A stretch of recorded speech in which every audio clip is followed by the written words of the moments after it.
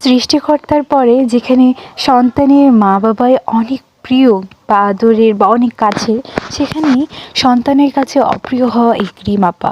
নিজের ভিউ ইনকামের জন্য, টাকা ইনকামের জন্য সে নিজের মেয়েটাকে পর্যন্ত নির্যাতন করে ভিডিও তৈরি করে, সেগুলো সামাজিক যোগাযোগ মাধ্যমে রীতিমতো ভাইরাল হয়ে যায়।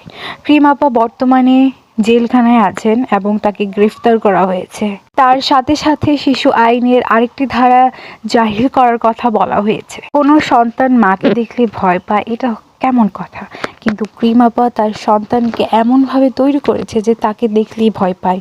কোনো ভিডিওতে দেখা যাচ্ছে খাবার খাচ্ছে কিন্তু খাবার দিচ্ছে না, কোনো ভিডিওতে দেখা যাচ্ছে চুলের কালার করে দিচ্ছে, যেটা তার শরীরের পক্ষে একদমই নেওয়া সম্ভব। স্ক্রিনে দেখতেই পাচ্ছেন কিভাবে কাঁদছে বাচ্চাটা আর কিভাবে ধরে আছে তিনি। ভিডিও দেখে অন্যান্য মারা উৎসাহিত হয়ে তাদের কন্টেন্ট ক্রিয়েটর যাত্রাটা শুরু করতে পারে দেখে আইনটি জারি করা হয়েছে। এই মহিলার কি ধরনের শাস্তি হওয়া উচিত অবশ্যই কমেন্ট করে জানাবেন।